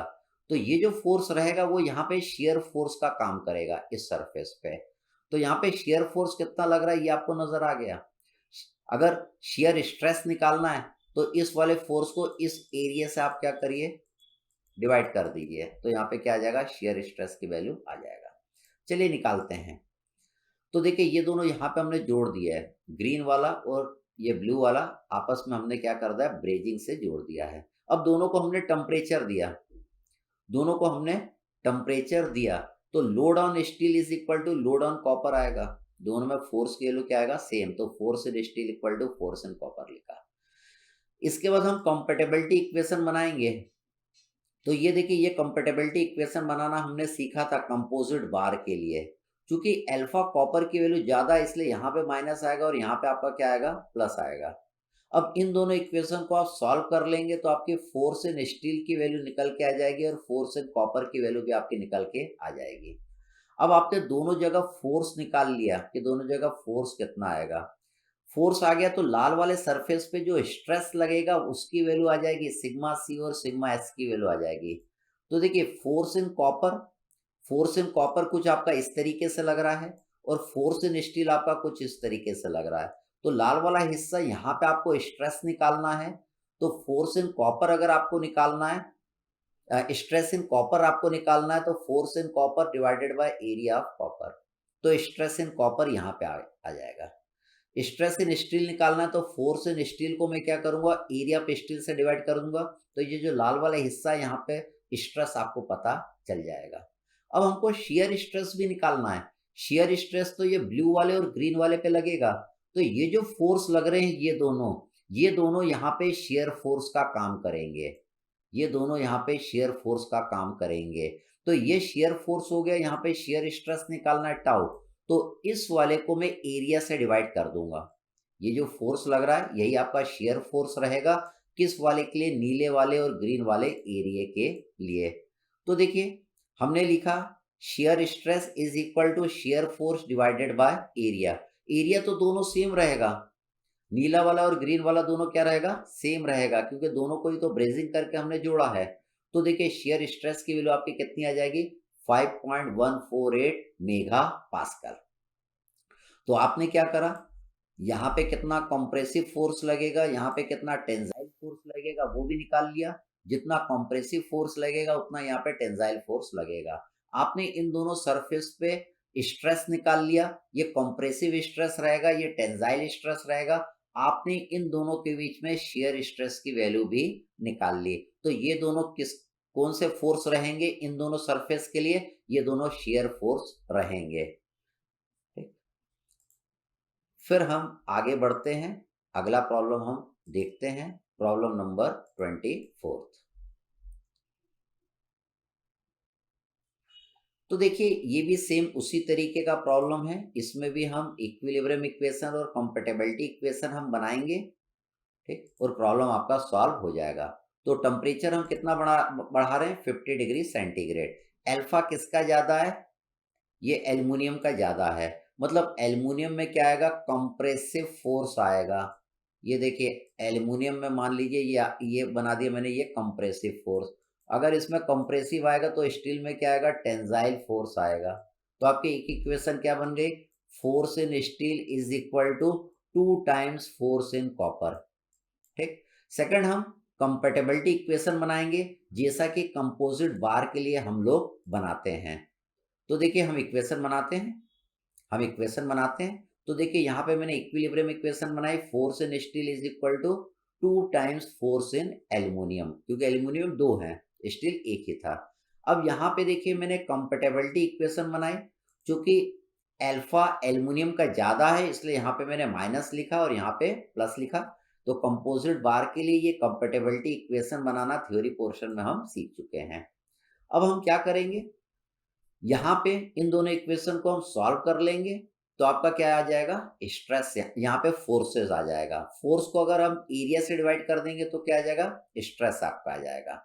तो यहाँ पे दोनों इक्वेशन को देखिए मैंने फोर्स के टर्म में लिया है, जरूरी नहीं है आप इसको स्ट्रेस बना लेते हैं। आप क्या लिखते हैं, stress in steel, area of steel is equal to 2 times stress in aluminium, area of aluminium. और यहाँ पे क्या लिखते हैं, ये फोर्स इन स्टील और एरिया ऑफ स्टील को हटा के स्ट्रेस इन स्टील ले लेते हैं। फोर्स इन एल्यूमिनियम अपन एरिया ऑफ एल्यूमिनियम को हटा के स्ट्रेस इन एल्यूमिनियम ले लेते हैं। अगर इन दोनों इक्वेशन को सॉल्व करते तो आपका डायरेक्ट क्या निकल के आ जाता, स्ट्रेस निकल के आ जाता। तो आइदर आप डायरेक्ट स्ट्रेस निकाल लीजिए, नहीं तो पहले क्या करिए, इन दोनों को सॉल्व करके फोर्स निकाल लीजिए, फोर्स को एरिया से डिवाइड कर दीजिए, तो आपका स्ट्रेस निकल के आ जाएगा। तो मेन क्या है, ये दोनों इक्वेशन बनाना। फिर से हम देखते हैं, प्रॉब्लम नंबर 25 देखते हैं। तो देखिए सेम वैसा का वैसा ही प्रॉब्लम है, कुछ नया नहीं है। टेम्परेचर कितना बढ़ा है, 80 डिग्री सेंटीग्रेड बढ़ाया। अल्फा किसका ज्यादा है, कॉपर का ज्यादा है। तो कॉपर में क्या होगा, आपका कंप्रेसिव फोर्स आएगा। कॉपर में देखिए ये कंप्रेसिव फोर्स आ रहा है, कंप्रेसिव फोर्स का डायरेक्शन मैंने इस साइड ले लिया। स्टील का अल्फा कम है, तो इसमें क्या आएगा, टेंजाइल फोर्स आएगा। टेंजाइल फोर्स के कारण टेंजाइल स्ट्रेस आएगा, इन दोनों में कंप्रेसिव फोर्स के कारण कंप्रेसिव स्ट्रेस आएगा। तो यहाँ पे आप लिख सकते हैं force in steel is equal to 2 times force in copper, है ना। तो इसमें क्या निकालना है, determine the stress in each metal, और यहाँ पे द चेंज इन लेंथ भी आपको निकालना है। टेम्परेचर आपका इतना बढ़ा है, 80 डिग्री सेंटीग्रेड, ठीक। हम आते हैं प्रॉब्लम पे अपने। तो देखिएगा, हमने पहली इक्वेशन बनाई, force in steel equal to 2 times force in copper. ये हमने कंपैटिबिलिटी इक्वेशन बनाई कंपोजिट बार का, जो हमने पढ़ा था कंसेप्ट उससे। तो देखिए यहाँ पे अल्फा कॉपर आपका ज्यादा है, इसलिए यहाँ पे मैंने माइनस लिखा और यहाँ पे क्या लिखा, प्लस लिखा। तो ये दो इक्वेशन आपकी बन गई। इन दोनों इक्वेशन में आप क्या करेंगे, सारी वैल्यूज पुट कर देंगे, तो फोर्स इन कॉपर इतना आ जाएगा, फोर्स इन स्टील आपका इतना आ जाएगा। इस फोर्स को हम एरिया से डिवाइड कर देंगे, तो आपका क्या निकल के आ जाएगा, स्ट्रेस इन कॉपर आ जाएगा, स्ट्रेस इन स्टील आपका आ जाएगा। अब हमको निकालना है कि इनमें एक्सपांशन कितना होगा, तो चेंज इन लेंथ निकालना है दोनों का। तो आइदर आप इस वाले से निकालिए या आप इस वाले से निकालिए, तो दोनों से आपका चेंज इन लेंथ क्या आएगा, सेम आएगा। तो देखिए change in length of the compound मैंने निकाला, alpha S T L plus F S L upon A S E S, तो 1.06 mm आ गई।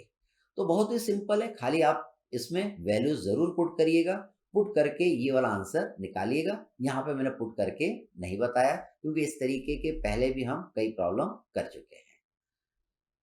फिर देखते हैं प्रॉब्लम नंबर 26।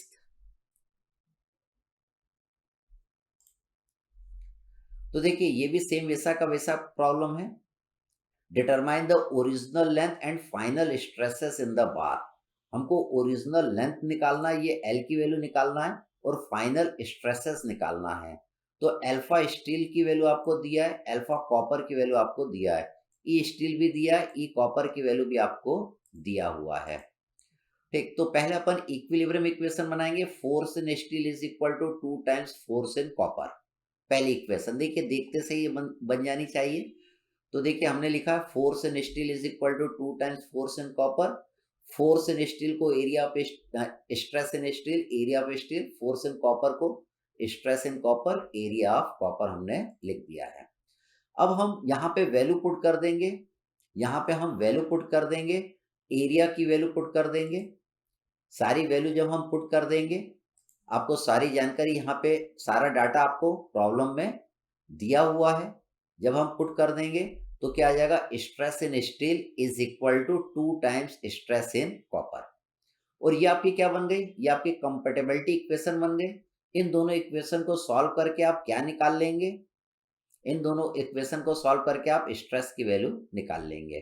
तो देखिए ये आपकी स्ट्रेस की वैल्यू यहाँ पे इतनी निकल जाएगी। इसके बाद हमको ओरिजिनल लेंथ निकालना है। Original length, change in length की वैल्यू उन्होंने दिया है, that is 1.5। It is given in the problem. देखिए प्रॉब्लम में क्या दिया है, a steel plate is placed between 2 copper bar each of having same area and same length. Area उनके क्या है, सेम है। तो एरिया से देखिए, यहाँ पे एरिया से एरिया को मैंने काट दिया, और लेंथ भी सेम है दोनों की, और उसको 20 डिग्री सेंटीग्रेड से हमने हीट किया है। नहीं, पहले क्या है, 20 डिग्री सेंटीग्रेड पे था। At this stage they are rigidly connected at both the end when the temperature कितना रेस किया, 320 डिग्री सेंटीग्रेड। 20 था, उसको 320 बनाया, मतलब 300 डिग्री सेंटीग्रेड हमने टेम्परेचर को क्या किया, बढ़ाया है। The length of the bar is increase by 1.5 metre. अब इसमें लेंथ कितना इंक्रीज हो रही है, 1.5 मीटर चेंज इन लेंथ आ रहा है। तो देखिए चेंज इन लेंथ 1.5 मीटर आ रहा है, मतलब ये इज इक्वल टू 1.5 आएगा, या this will be equal to 1.5 आएगा। ठीक, ये ध्यान रखिएगा, इनके एरिया बराबर है। Area of copper is equal to A, और एरिया ऑफ स्टील भी ए है, इसलिए यहाँ पे ए से ए मैंने काट दिया, इसलिए sigma S is equal to 2 times sigma C आपका आ गया है। तो इन दोनों को सॉल्व करके आपने स्ट्रेस निकाल लिया। तो देखिए टोटल चेंज इन लेंथ, इसकी वैल्यू किसके बराबर दिया है, 1.5 दिया हुआ है, ये 1.5 है। अब यहाँ पे हम सारी वैल्यू पुट कर देंगे। अल्फा सी टी आपको देखिए 300 हो गया, क्योंकि कितना था, 20 डिग्री सेंटीग्रेड से आपने 320 तक उसको टेम्परेचर बढ़ाया था। लेंथ आपको निकालना है। सिग्मा सी देखिए आप निकाल चुके हैं। ई ऑफ कॉपर आपको दिया हुआ है, लेंथ आपको निकालना है। इसको आप सॉल्व कर लेंगे तो आपका ओरिजिनल लेंथ निकल के आ जाएगी। तो इसमें चेंज इन लेंथ कितना होगा वो आपको दिया था, और आपने ओरिजिनल लेंथ निकाल लिया। फिर हम देखते हैं अगला प्रॉब्लम, प्रॉब्लम नंबर 27 हम देखते हैं।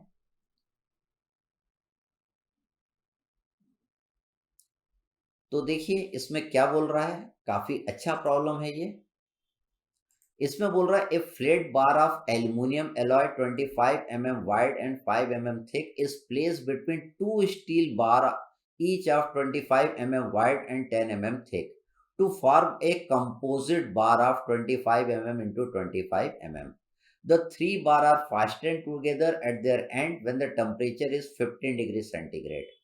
Starting में 15 डिग्री सेंटीग्रेड टेम्परेचर था।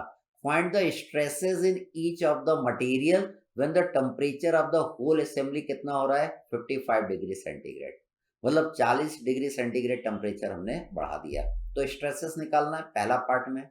सेकंड में क्या है, सेकंड पार्ट बोल रहा है, if at the new temperature एक कंप्रेसिव लोड लगा रहे हैं, 55 डिग्री सेंटीग्रेड पे हम एक कंप्रेसिव लोड यहाँ पे भी लगा रहे हैं। कितने का लगा रहे हैं, 30 किलो न्यूटन का लगा रहे हैं। Is applied to the composite bar, what are the final stresses in steel and alloy. बहुत अच्छा प्रॉब्लम है, हम इसको करते हैं। तो देखिए पहली चीज, पहले हम टेम्परेचर को कंसिडर करके इनमें स्ट्रेसेस निकालेंगे, फिर लोड को कंसिडर करके हम इसमें स्ट्रेसेस निकालेंगे, फिर उसके बाद हम उसमें नेट स्ट्रेस निकालेंगे। ठीक है, टेम्परेचर पहले 15 था, फिर 55 हो गया, 40 डिग्री सेंटीग्रेड बढ़ाया। तो देखिए अल्फा की वैल्यू किसकी ज्यादा है, एल्युमिनियम की, मतलब एल्यूमिनियम में क्या आएगा, कंप्रेसिव फोर्स आएगा। एल्यूमिनियम में क्या आएगा, कंप्रेसिव फोर्स आएगा। और स्टील में क्या आएगा, टेंजाइल फोर्स आपका आएगा। ये टेंजाइल है, ये टेंजाइल है, और ये क्या है, कंप्रेसिव। ये क्या हो गया, फोर्स इन स्टील हो गया, ये भी फोर्स इन स्टील हो गया, और ये हो गया फोर्स इन एल्यूमिनियम हो गया। तो यहाँ पे क्या लिख सकते हैं आप, force in aluminium is equal to 2 times force in steel. ये आपकी एक इक्वेशन बन गई। फोर्स को मैं स्ट्रेस के फॉर्म में भी लिख सकता हूँ, stress in aluminium into area of aluminium is equal to 2 times stress in steel into area of steel. ठीक, इसके बाद टेम्परेचर को कंसिडर करके हम कंपैटिबिलिटी इक्वेशन बनाएंगे। क्योंकि इसका अल्फा ज्यादा है तो इसके वाले में हम माइनस को लिखेंगे। ई की वैल्यू देखिए दोनों की दिया है, giga Newton per metre square आपको दिया है। अब देखिए यहाँ पे टेम्परेचर को मैंने कंसिडर करा तो force in aluminium equal to 2 times force in steel आ गया। और ये आपका क्या बन गया, कंपैटिबिलिटी इक्वेशन बन गया। आप जानते हैं चूंकि अल्फा एल्युमिनियम ज्यादा है तो एल्युमिनियम को यहाँ पे मैंने खाली ए लिख दिया, यहाँ पे ए लिख दिया है। तो एल्युमिनियम मतलब ए, यहाँ पे ए एल्युमिनियम से डिनोट किया है। ठीक, इसमें कंफ्यूज मत करिएगा, यहाँ पे एल है और यहाँ पे ए, वो ए ही मान के चलिएगा उसको। ठीक, तो इन दोनों इक्वेशन को आप सॉल्व कर लेंगे, सारी वैल्यूज आप पुट कर लेंगे। वैल्यू काफी प्रॉब्लम में हमने पुट किया है, तो वैल्यू पुट करके इससे क्या निकाल लीजिएगा, फोर्स इन एल्युमिनियम और फोर्स इन स्टील निकाल लीजिएगा। ठीक, तो एल्युमिनियम में आपने देखा फोर्स आपका कैसा आएगा, कंप्रेसिव आएगा, और इन दोनों में क्या आएगा, टेंसाइल आएगा। फोर्स निकालने के बाद एरिया से डिवाइड आप कर देंगे तो आपका स्ट्रेस निकल के आ जाएगा। तो स्ट्रेस इन एल्युमिनियम आपका निकल के आ जाएगा और स्ट्रेस इन स्टील निकल के आ जाएगा। एल्युमिनियम का अल्फा ज्यादा है तो इसमें कंप्रेसिव स्ट्रेस आएगा, स्टील में क्या आएगा, टेंसाइल स्ट्रेस आएगा। तो आपने टेम्परेचर को कंसिडर करके दोनों में फोर्स और दोनों में स्ट्रेस निकाल लिया। इसके बाद आप क्या करेंगे, यहाँ पे लोड को लगाएंगे। यहाँ पे लोड आपका लग रहा है, कितना लग रहा है, 30 किलो न्यूटन का लोड नीचे की ओर लग रहा है। अब 30 किलो न्यूटन नीचे की ओर लग रहा है तो यहाँ पे ऊपर की ओर लगेगा force in steel plus force in aluminium plus force in steel. तो ऊपर लगने वाले बराबर नीचे लगने वाले, तो 2 times force in steel plus force in aluminium. तो यहाँ पे लिखा 2 times force in steel plus force in aluminium बराबर टोटल डाउनवर्ड फोर्स। अब देखिए तीनों में क्या आएगा, कंप्रेसिव फोर्स आएगा। इसको आपने दबाया तो तीनों में कंप्रेशन आएगा। तो फोर्स कंप्रेसिव है तो स्ट्रेस भी आपका कंप्रेसिव आएगा। अब जब आप इस तरीके से फोर्स लगाएंगे तो इन दोनों में चेंज इन लेंथ क्या होगा, बराबर, तीनों में चेंज इन लेंथ बराबर होगा। तो देखिए हम क्या लिख रहे हैं, change in length in steel equal to change in length in aluminium. ये दूसरी इक्वेशन आपकी बन गई। पहली ये बनी लोड को कंसिडर करके, फिर ये आपने कंपैटिबिलिटी इक्वेशन बनाई कि इनमें चेंज इन लेंथ क्या हो रही, बराबर। तो इन दोनों में चेंज इन लेंथ को मैंने इक्वेट कर दिया, change in length in steel equal to change in length in aluminium.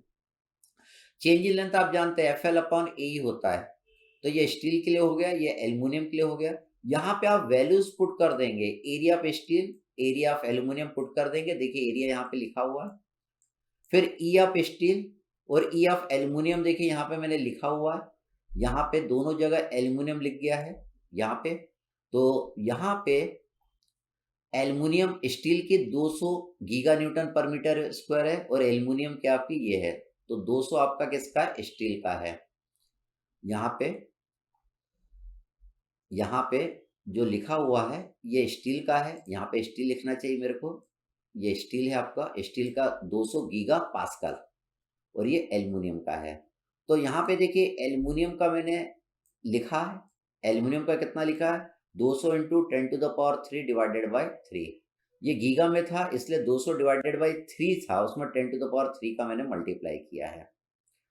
अब क्या करेंगे, आपकी एक इक्वेशन ये है और दूसरी इक्वेशन आपकी ये बन गई।